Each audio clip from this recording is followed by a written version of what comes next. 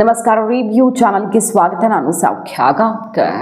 ಸರ್ಕಾರದಿಂದ CJP protest ಬಗ್ಗೆ ಅತಿ ದೊಡ್ಡ ತೀರ್ಮಾನ, ನರೇಂದ್ರ ಮೋದಿ ಅವರಿಂದ ಮಹತ್ವದ ಆದೇಶ, ಗೃಹ ಇಲಾಖೆಯಿಂದ ಅತಿ ದೊಡ್ಡ ಸ್ಟೆಪ್, ಡೆಲ್ಲಿ ಪೊಲೀಸ್ಗೆ ವಿಶೇಷ ಅಧಿಕಾರ, ಎಲ್ಲ ಒನ್ ಬೈ ಒನ್ ಮುಂದೆ ಇಡ್ತಾ ಹೋಗ್ತೀವಿ. ಮಿಸ್ ಮಾಡಿದ್ರೆ ನಮ್ಮ ಚಾನಲ್ನ ಸಬ್ಸ್ಕ್ರೈಬ್ ಮಾಡಿ, ಹಾಗೆ ನಿಮ್ಮ ಅಭಿಪ್ರಾಯ ಕಮೆಂಟ್ ಮಾಡಿ ತಿಳಿಸಿ. ಎಸ್ ವೀಕ್ಷಕರೇ, ಮೊದಲನೇದಾಗಿ ಸಿಜೆಪಿ ಹೋರಾಟಗಾರರಿಗೆ ಒಂದಲ್ಲ ಎರಡಲ್ಲ ಮೂರು ಪ್ರಪೋಸಲ್, 4 ಪ್ರಪೋಸಲ್ ಕಳಿಸ್ಕೊಟ್ಟ ಕೇಂದ್ರ ಸರ್ಕಾರ. ಯೂನಿಯನ್ ಮಿನಿಸ್ಟರ್ಸು ಈಗ ಜಿತೇಂದ್ರ ಸಿಂಗ್ ಮತ್ತು JP ನಡ್ಡಾ ಅವರು ಪರಿಯಾಗಿ ಬೇಡ್ಕೊಂಡಿದ್ದಾರೆ, ಕೇಳ್ಕೊಂಡಿದ್ದಾರೆ ಅಲ್ಲ, ಬೇಡ್ಕೊಂಡಿದ್ದಾರೆ. ನಾವು ಯಾವ ಪ್ರೆಸ್ಟೀಜು, ಯಾವ ಹಮ್ಮು, ಯಾವುದೇ ಅಡೆತಡೆ ನಮ್ಮ ಮಧ್ಯೆ ಬೇಡವೇ ಬೇಡ. ಯಾಕಂದರೆ ಸ್ಟೂಡೆಂಟ್ಸ್ ಅಂದಾಗ ನಾವು ಅವರ ಕಷ್ಟವನ್ನು ಪ್ರಯಾರಿಟಿ ಆಗಿ ತಗೊಳ್ತೀವಿ. ಈಗ ನಮ್ಮ ನಿರ್ಧಾರವನ್ನು ಕೇಳಿ ಒಂದು ಸಲ, ಎಲ್ಲಿ ಬೇಕು ಅಂತ ಹೇಳಿ, ನೀವು ಎಲ್ಲಿ ಬೇಕೋ ಅಲ್ಲಿ, ಯಾವಾಗ ಬೇಕೋ ಆವಾಗ ನಾವು ಚರ್ಚೆ ಮಾಡೋಣ ನೀವು ಬಯಸಿದ ವಿಷಯದ ಬಗ್ಗೆ.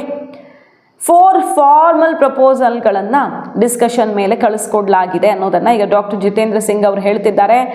JP ನಡ್ಡಾ ಅವರು ನಮ್ಮ ಜೊತೆಗಿರ್ತಾರೆ. ಸೊ ಇಬ್ಬರು ಡಿಸ್ಕಷನಲ್ಲಿ ಭಾಗಿಯಾಗ್ತೀವಿ. JP ನಡ್ಡಾ ಅವರ ಆಫೀಸ್ ಅಥವಾ ಅವರ ಮನೆ ಯಾವುದೇ ಬಗೆಯಲ್ಲೂ ಓಕೆ, ಅಥವಾ ಅವ್ರು ಹೇಳಿದ ಸಿಜೆಪಿ ಪ್ರೊಟೆಸ್ಟರ್ಸ್ ಹೇಳುವಂಥ ಜಾಗ ಕೂಡ ಓಕೆ. ಸೊ ಮತ್ತೆ ಒತ್ತಿ ಹೇಳ್ತಿದ್ದಾರೆ, ಯಾವ ಪ್ರೆಸ್ಟೇಜನ್ನು ಇಟ್ಕೊಂಡಿಲ್ಲ ನಾವು. ಸ್ಟೂಡೆಂಟ್ಸ್ ವಿಚಾರದಲ್ಲಿ ಯಾವುದೇ ವಿಷಯ ಇಲ್ಲ ಇಲ್ಲಿ.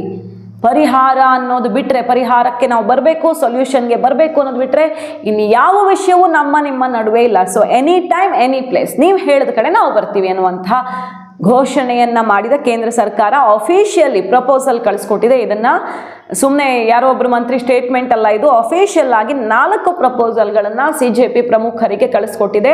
ನೀವು ಹೇಳಿದ ಸ್ಥಳ, ನೀವು ಹೇಳಿದ ಜಾಗ ಅಂತ. ಇಬ್ಬರು ಮಿನಿಸ್ಟರ್ಸ್ ಕೇಂದ್ರದಿಂದ ಬರ್ತಾರೆ, ಮಾತುಕತೆ ಆಗತ್ತೆ. ಸ್ಲೋಲಿ, ಒಂದೇ ಸಲ ನಿರ್ಧಾರ ತಗೊಳ್ಬೇಕು ಅಂತಲೂ ಹೇಳಲ್ಲ ನಾವು, ಸ್ಲೋಲಿ ಸೊಲ್ಯೂಷನ್ನತ್ತ ಹೆಜ್ಜೆ ಇಡೋಣ ಅನ್ನುವಂಥದ್ದನ್ನು ಸರ್ಕಾರ ತಿಳಿಸಿದೆ. ನಂಬರ್ 1. ಎರಡನೇದಾಗಿ ನರೇಂದ್ರ ಮೋದಿಯವರ ಆದೇಶ ಆಯಿತು ಇವತ್ತು.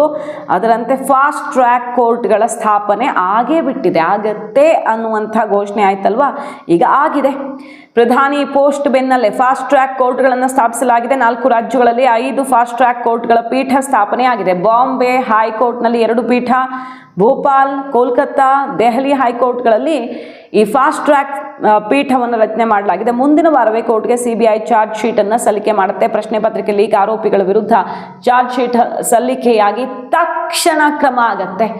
ಅವ್ರಿಗೇನು ಶಿಕ್ಷೆ ಪ್ರಕಟವಾಗತ್ತಲ್ಲ, ಅದು ಇನ್ನು ಮುಂದೆ ಪೇಪರ್ ಲೀಕ್ಗೆ ಕೈ ಹಾಕೋರಿಗೆ ನಿಂತ ನೆಲ ನಡುಗಬೇಕು, ಮೈ ಬೆವರಬೇಕು, ಆ ರೀತಿಯಲ್ಲಿ ಶಿಕ್ಷೆ ಕೊಡಬೇಕು ಅನ್ನೋ ಒತ್ತಡ ಕೇಳಿ ಬರ್ತಿದೆ. ಈಗ ಫಾಸ್ಟ್ ಟ್ರ್ಯಾಕ್ ಕೋರ್ಟ್ ಮೂಲಕ ಅವ್ರಿಗೆ ತಕ್ಕ ಶಾಸ್ತಿ ಮಾಡೋದಕ್ಕೆ ಕೇಂದ್ರ ಸರ್ಕಾರ ಘೋಷಣೆಯನ್ನು ಮಾಡಿ 10 ನಿಮಿಷದಲ್ಲಿ ಫಾಸ್ಟ್ ಟ್ರ್ಯಾಕ್ ಕೋರ್ಟು ಆಲ್ಮೋಸ್ಟ್ ಎಲ್ಲ ಕಡೆ ಈಗ ಕಾರ್ಯಪ್ರವೃತ್ತವಾಗಿರೋದು.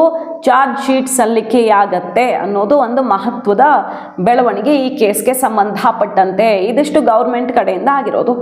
मीडिया के माध्यम से सरकार की ओर से एक विनम्र अपील करना चाह रहा हूं आंदोलन पर बैठे हुए छात्र बंधुओं से। सरकार की ओर से चर्चा के लिए हम हर समय तैयार हैं, सरकार के दरवाजे खुले हैं। This is a standing invitation to all our youth friends. आप किसी समय भी कभी भी चर्चा करना चाहे, आपकी सुविधा अनुसार हम चर्चा के लिए तैयार हैं। प्रत्येक विषय को लेकर के, आंदोलन के विषय को लेकर के और उसके साथ साथ जुड़े अन्य विषयों को लेकर के भी चर्चा के लिए सरकार तैयार रहेगी। अगर आप कहें ऑफिस में, तो ऑफिस में भी हो सकती है। जैसे मैंने कहा, हमारे लिए ये कोई प्रतिष्ठा का विषय नहीं है। और श्रोताओं की जानकारी के लिए मैं ये भी कह दूं कि कल दोपहर से लेकर के आज दोपहर तक 4 मर्तबा हमारी ओर से औपचारिक तौर पर ऑफर जा चुका है, पेशकश जा चुकी है इन छात्र बंधुओं से, इनके प्रतिनिधियों से बातचीत करने के लिए, चर्चा करने के लिए। और प्रधानमंत्री श्री नरेंद्र मोदी जी स्वयं बहुत संवेदनशील है इस विषय को लेकर के। उन्होंने जैसे सुबह भी अपने कथन में कहा कि सर्वाधिक प्राथमिकता और इंपॉर्टेंस और महत्व वो देते हैं युवा। ಕೇಂದ್ರ ಸರ್ಕಾರ ಎಲ್ಲ ಬಗೆಯಿಂದ ರೆಡಿ ಇದ್ದೀವಿ ಅಂತ ಹೇಳ್ತಿದೆ. ಕಾಂಗ್ರೆಸ್ಗೂ ಹೇಳಿದೆ, ಪ್ರತಿಪಕ್ಷಗಳಿಗೆ ಹೇಳಿದೆ. ಪಾರ್ಲಿಮೆಂಟಲ್ಲಿ ಎಷ್ಟು ಹೊತ್ತು ಬೇಕೋ ಡಿಸ್ಕಷನ್ ಮಾಡೋಣ, ಇದಕ್ಕೆ ಟೈಮ್ ಬೌಂಡೇ ಇಲ್ಲ, ಎಷ್ಟು ಹೊತ್ತು ಬೇಕು ಡಿಸ್ಕಷನ್ ಮಾಡೋಣ ಅಂತ ಕರೆ ಕೊಟ್ಟರು. ಡಿಸ್ಕಷನ್ ಕೇಳ್ತಾ ಇದ್ದ ಪ್ರತಿಪಕ್ಷಗಳು ಪಲಾಯನ ಮಾಡಿದ್ವು. ಬೇರೆ ಬೇರೆ ಬೇರೆ ವಿಚಾರಗಳನ್ನು ಬೇರೆ ಡಿಮ್ಯಾಂಡ್ಗಳಿಗೆ ತಿರುಗಿಸುವ ಮೂಲಕ ಡಿಸ್ಕಷನ್ ಬೇಡವೇ ಬೇಡ. ಇವ್ರಿಗೆ ಬೇಕಾಗಿರೋದೇ ಬೇರೆ ವಿಷಯ ಅನ್ನೋದು ಅಲ್ಲಿಗೆ ಎಕ್ಸ್ಪೋಸ್ ಆಯಿತು. ಆದರೆ ಈಗ ನೋಡಿ ವಿಚಾರ ಗೊತ್ತಾಗ್ತಿದೆ. ಕಾಕ್ರೋಚ್ ಜನತಾ ಪಾರ್ಟಿ ಹೋರಾಟಗಾರರೇ ಹೇಳ್ತಿದ್ದಾರೆ, ಸೋನಂ ವಾಂಗ್ಚುಕ್ 25 ದಿನ ಉಪವಾಸ ಮಾಡಿ ಈಗ ಉಪವಾಸ ಕೈ ಬಿಡುವಂತಹ ಸಂದೇಶ ಕೊಟ್ಟಿದ್ದಾರೆ. ನಾವು ಪ್ರಧಾನ ರಾಜೀನಾಮೆಯನ್ನು ಕೇಳ್ತಾನೆ ಇಲ್ಲ ಅನ್ನೋದನ್ನು ಸ್ಪಷ್ಟಪಡಿಸಿದ್ದಾರೆ ಅವರೀಗ. ಯಾಕಂದರೆ ಬೇರೆ ವಿಷಯ, ಸ್ಟೂಡೆಂಟ್ಸ್ ಮೇಲೆ ಕ್ರಮ ಆಗಬಾರ್ದು, ಪರಿಹಾರ ಇಂಥದ್ದನ್ನು ಮಾತ್ರ ಕಂಡೀಷನ್ ಹಾಕಿ ಇದಿಷ್ಟು ಆಗಿಬಿಟ್ರೆ ನಾನು ಇವತ್ತೇ ಉಪವಾಸ ಅಂತ್ಯ ಮಾಡ್ತೀನಿ ಅಂತ ಹೇಳಿದ್ರಲ್ಲ ಬೆಳಗ್ಗೆ, ನಾವು ಗಮನಿಸಿದ್ವಿ ಈ ಸುದ್ದಿನ. ಈಗ ಸೋನಂ ವಾಂಗ್ಚುಕ್ SP, ಆಪ್, ಕಾಂಗ್ರೆಸ್ ವಿರುದ್ಧ ಸಿಡಿದೆದ್ದಿದ್ದಾರೆ. ಯಾಕೆ ಇವರು ಸಪೋರ್ಟ್ ಮಾಡ್ತಿದ್ದಾರಲ್ಲ, ಯಾಕೆ ಸಿಡಿದೆದ್ದಿದ್ದಾರೆ? ಹೋರಾಟ ದಾರಿ ತಪ್ಪಿಸ್ತಿದ್ದೀರಾ ಅಂತ. ಯಾಕಂದರೆ ಇವ್ರಿಗೆ ಸ್ಟೂಡೆಂಟ್ಸ್ ಮೇಲಿನ ಪ್ರೀತಿ ಕಾಣಿಸ್ತಾನೆ ಇಲ್ಲ. ಸ್ಟೂಡೆಂಟ್ಸ್ ಮೇಲೆ ಪ್ರೀತಿ ಇದ್ದಿದ್ರೆ ಇನ್ನೂ ಜನ ಬರಲಿ, ಇನ್ನೂ ಹೆಚ್ಚು ಜನ ಬರಲಿ, ಹೆಚ್ಚು ಪಾರ್ಟಿಗಳು ಸೇರಲಿ ಅಂತ ಹೇಳ್ತಿದ್ರಲ್ಲ. ಆದರೆ ಬಡ್ದಾಡ್ತಿದ್ದಾರೆ ಅಖಿಲೇಶ್ ಯಾದವ್, ರಾಹುಲ್ ಗಾಂಧಿ, ಕೇಜ್ರಿವಾಲ್. 3 ಪಕ್ಷಗಳ ನಡುವೆ ಜಿದ್ದಿ ಹೆಂಗೆ ನಡೀತಿದೆ ಅಂದರೆ ಹಾದಿ ಬೀದಿಲಿ ಜುಟ್ಟು ಹಿಡ್ಕೊಂಡು ಜಗಳ ಆಡೋ ಥರ ಇವರು ಈ CJP ಪ್ರೊಟೆಸ್ಟ್ ಕ್ರೆಡಿಟನ್ನು ಹೈಜಾಕ್ ಮಾಡೋಕ್ಕೆ ಏನೇನು ಪ್ರಯತ್ನ ಮಾಡ್ತಿದ್ದಾರೆ. ಇದು ನಂದು, ನೀವು ನಂಗೆ ಪಾಠ ಮಾಡಬೇಡಿ. Rahul Gandhi BJP B team ಅಂತ ಆಮ್ ಆದ್ಮಿ ಹೇಳೋದಂತೆ, ಆಮ್ ಆದ್ಮಿ ಇವ್ರ ಕೈಗೊಂಬೆ ಅಂತ ಕಾಂಗ್ರೆಸ್ ಹೇಳೋದಂತೆ. ಸೆಷನ್ನಲ್ಲೂ ಜಟಾಪಟಿ ಮಾಡ್ಕೊಂಡಿದ್ದಾರೆ ಅಖಿಲೇಶ್ ಯಾದವ್ ಕಾಂಗ್ರೆಸ್ನವ್ರ ನಡುವೆ.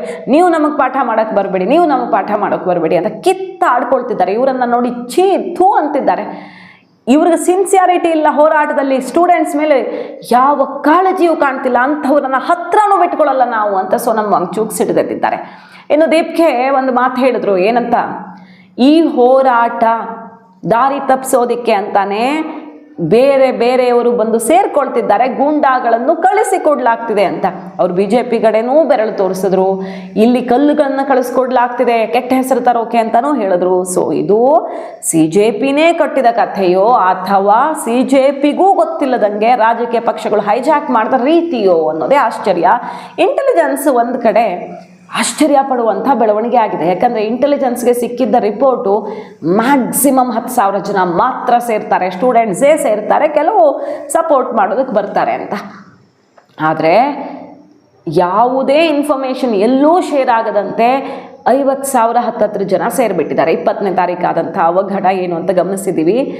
ಆದರೂ ಪೊಲೀಸರಿಗೆ ಏನೇ ಆದರೂ ಹ್ಯಾಂಡಲ್ ಮಾಡುವಂಥ ಇನ್ಸ್ಟ್ರಕ್ಷನ್ ಇತ್ತು, ಅದಕ್ಕೆ ಬೇಕಾದ ಫೋರ್ಸು ಡೆಲ್ಲಿಯಲ್ಲಿ ಅರೇಂಜ್ ಮಾಡೋದು ಕಷ್ಟನೇ ಅಲ್ಲ. ಬಟ್ ಇಂಟೆಲಿಜೆನ್ಸ್ಗೆ ಇದ್ದ ರಿಪೋರ್ಟ್ಗೂ ಅಲ್ಲಿ ನಡೆದಿದ್ದಕ್ಕೂ ಬಹಳ ವ್ಯತ್ಯಾಸ. ಸೊ ಇಂಟೆಲಿಜೆನ್ಸ್ ಫೇಲ್ಯೂರ್ ಆಯಿತು ಅಥವಾ ರಂಗೋಲಿ ಕೆಳಗೆ ನುಸುಳಿದ್ರ ರಾಜಕೀಯ ಪಕ್ಷಗಳು ಗೊತ್ತಿಲ್ಲ.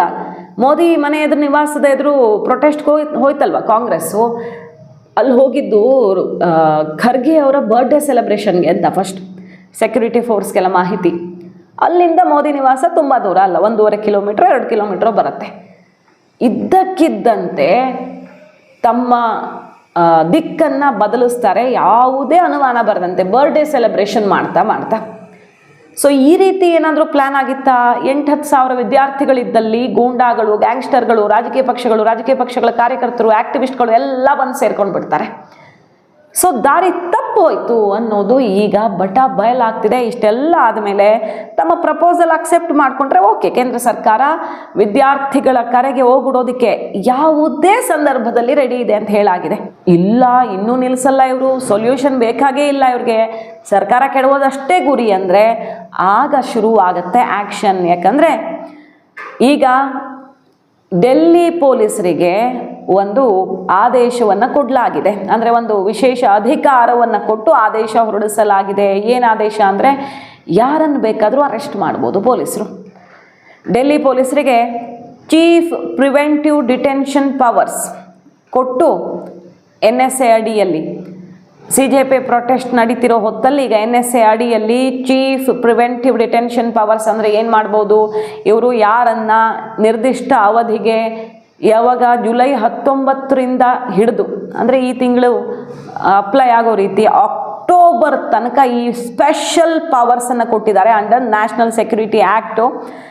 ದೇಶದ ಭದ್ರತೆಯ ದೃಷ್ಟಿಯಿಂದ ಡೆಲ್ಲಿ ಪೊಲೀಸರು ಪ್ರಿವೆಂಟಿವ್ ಡಿಟೆನ್ಷನ್ ಮಾಡ್ಕೊಳ್ಬೋದು ಇಂಡಿವಿಜುವಲ್ಸ್ನ. ಇಂಥ ಒಬ್ಬ ವ್ಯಕ್ತಿ ಮೇಲೆ ಅನುಮಾನ ಬಂತಪ್ಪ, ನಮಗೆ ಅನುಮಾನ ಇದೆ ಏನೋ ಆ್ಯಕ್ಟಿವಿಟೀಸ್ ಈತನದ್ದು ನಡೆಸ್ತಿದ್ದಾನೆ ಅಂತ ಅನುಮಾನ ಬಂತು ಅಂದರೆ ಎತ್ತಾಕೊಂಡು ಹೋಗ್ಬೋದು, ಯಾರೂ ಪ್ರಶ್ನೆ ಮಾಡೋಕ್ಕಾಗಲ್ಲ. ಈಗ ಡೆಲ್ಲಿಯಲ್ಲಿ ಯಾರೂ ಅಲ್ಲಿ ಸಮಾಜಕ್ಕೆ ಏನೋ ಹೆಚ್ಚು ಕಡಿಮೆ ಮಾಡ್ತಿದ್ದಾರೆ, ನಮ್ಮ ದೇಶಕ್ಕೆ ಭದ್ರತೆಗೆ ತೊಂದರೆ ಆಗ್ಬೋದು, ಏನೋ ಇವ್ರದ್ದು ಪ್ಲ್ಯಾನ್ ಇದೆ ಅಂತ ಗೊತ್ತಾಯ್ತಪ್ಪ, ನ್ಯಾಷನಲ್ ಸೆಕ್ಯೂರಿಟಿಗೆ ಥ್ರೆಟ್ ಆಗಬಹುದು ಅಂತ ಆಯ್ತಪ್ಪ. ಸೊ ಪಬ್ಲಿಕ್ ಆರ್ಡರ್ ಮತ್ತು ಮೇಂಟೆನೆನ್ಸ್ ಸಮಸ್ಯೆ ಆಗುತ್ತೆ ಅಂತ ಗೊತ್ತಾದರೆ ತಕ್ಷಣ ಅವರನ್ನು ಅರೆಸ್ಟ್ ಮಾಡಬಹುದು, ಸುಮಾರು ಸಮಯ ಇಟ್ಕೊಳ್ಬೋದು ಅರೆಸ್ಟ್ ಮಾಡೇನೆ. ಹಾಗಾಗಿ ಇಂಥದ್ದೊಂದು ಆರ್ಡರ್ ಈಗ ಪಾಸ್ ಆಗಿದ್ದು CJP ಅವ್ರಿಗೆ ನಡುಕ ಸೃಷ್ಟಿಸಿರತ್ತೆ. ಇದು ನಿಜವಾದ ಹೋರಾಟಗಾರರಿಗೆ ನಡುಕ ಇಲ್ಲ, ಯಾಕಂದರೆ ಅವರು ಮಾತುಕತೆಗೆ ಹೋಗ್ತಾರೆ, ಸೊಲ್ಯೂಷನ್ ಕೇಳ್ತಾರೆ. ಬಟ್ ಯಾರು ಹೈಜಾಕ್ ಮಾಡಿದ್ದಾರಲ್ಲ, ಯಾರು ದಾರಿ ತಪ್ಪಿಸ್ತಿದ್ದಾರಲ್ಲ, ಅವ್ರಿಗಂತೂ ಖಂಡಿತವಾಗಿಯೂ ಈಗ ನಡುಕ ಸೃಷ್ಟಿಯಾಗಿರುತ್ತೆ. ಅಂದರೆ ಪ್ರಿವೆನ್ಷನ್ ಮಾಡೋದಕ್ಕೆ, ಇಂಥದ್ದೇನೋ ಅವಘಡವನ್ನು ತಡೆಯೋದಕ್ಕೆ ಮುನ್ನೆಚ್ಚರಿಕೆ ಅಂತ ಬಂಧಿಸುವಂತಹ ಅಧಿಕಾರವನ್ನು, ವಿಶೇಷ ಅಧಿಕಾರವನ್ನು ಈಗ ಕೊಟ್ಟ ಕೇಂದ್ರ ಗೃಹ ಇಲಾಖೆ ಡೆಲ್ಲಿ ಪೊಲೀಸರಿಗೆ. ಮತ್ತೊಂದು ಕಡೆ CRPF 20 ಕಂಪನಿಗಳನ್ನು ಏರ್ಲಿಫ್ಟ್ ಮಾಡಿ ತಂದು ಇಳಿಸಿದ್ದಾರೆ. ಎಷ್ಟು ಅವಶ್ಯಕತೆ ಬೀಳುತ್ತೋ ಅಷ್ಟು CRPF ಬಂದು ಇಳಿತಾರೆ. CRPF ಬಂತು ಅಂದರೆ ಇನ್ನು ಯಾರು ಬಾಲ ಬಿಚ್ಚೋಕ್ಕೆ ಸಾಧ್ಯ ಇಲ್ಲ, ಅಷ್ಟು ಸ್ಟ್ರಿಕ್ಟ್ ಆ್ಯಕ್ಷನ್ ಪಾಸ್ ಆಗಿದೆ ಕೇಂದ್ರ ಸರ್ಕಾರದಿಂದ. ಇನ್ನು ಅಸಲಿ ಕಾರ್ಯಾಚರಣೆ ಶುರು. ಪೊಲೀಸ್ ಬಲ ಪ್ರಯೋಗ ಮಾಡೋದು, ಸೇನೆ ಬಲ ಪ್ರಯೋಗ ಮಾಡೋದು ಏನು ಕಷ್ಟ ಇರಲಿಲ್ಲ. ಸ್ಟೂಡೆಂಟ್ಸ್ ಇವರು ನಮ್ಮವರು ಅಂತ ಕಾದಿದ್ದಾಯಿತು. ಸ್ಟೂಡೆಂಟ್ಸು ಇವರು ಬೇಡಿಕೆ ಇಟ್ಕೊಂಡು ಬಂದಿದ್ದಾರೆ, ನಾವು ಅದನ್ನು ಪ್ರಯಾರಿಟಿಯಾಗಿ ತಗೊಳ್ತೀವಿ ಅಂತ ಸ್ವತಃ ಮೋದಿ ಅವರು, ಅಮಿತ್ ಶಾ ಅವರು, ಕೇಂದ್ರ ಸಚಿವರು, JP ನಡ್ಡಾ ಅವರೇ ಬಂದು ಮಾತಾಡಿಸಿ ಡಿಸ್ಕಷನ್ಗೆ ಕರೀತಿದ್ದಾರೆ. ಸೊಲ್ಯೂಷನ್ಗೆ ಬರೋಣ, ಸೊಲ್ಯೂಷನ್ ಹುಡ್ಕೋಣ, ಫಾಸ್ಟ್ ಟ್ರ್ಯಾಕ್ ಕೋರ್ಟು, ಆ್ಯಕ್ಷನ್ನು ಎಲ್ಲ ಆಗ್ತಿದೆ. ಇದಕ್ಕೆ ಪ್ರತಿಕ್ರಿಯಿಸದೇ ಇದ್ದರೆ ಸೊಲ್ಯೂಷನ್ ಸಿಗಲ್ಲ, ಜೈಲೂಟ ಸಿಗತ್ತೆ ಅನ್ನೋದನ್ನು ಖಚಿತಪಡಿಸ್ತಾ ಇದೆ ಕೇಂದ್ರ ಗೃಹ ಇಲಾಖೆ. ಸೊ ಯಾವ್ದು ಬೇಕೋ ಡಿಸೈಡ್ ಮಾಡ್ಬೋದು. ಈಗ ಈ ಕೈಯಲ್ಲಿ 4 ಪ್ರಪೋಸಲ್ಗಳು, CJPಗೆ 4 ಪ್ರಪೋಸಲ್ ಕಳಿಸ್ಕೊಟ್ಟು ಅತ್ಯಂತ ತಾಳ್ಮೆಯಿಂದ ಕಾಯ್ತಿದೆ ಕೇಂದ್ರ ಸರ್ಕಾರ. ಬನ್ನಿ ಬನ್ನಿ ಕರಿತಿದ್ದೀವಿ ಬನ್ನಿ ಅಂತ. ಮತ್ತೊಂದು ಕಡೆ ಎಲ್ಲ ರೆಡಿ ಮಾಡ್ಕೊಂಡಿದೆ ವಿಶೇಷ ಅಧಿಕಾರವನ್ನು ಕೊಡುವ ಮೂಲಕ. ನೋಡೋಣ ಏನಾಗುತ್ತೆ ಅಂತ.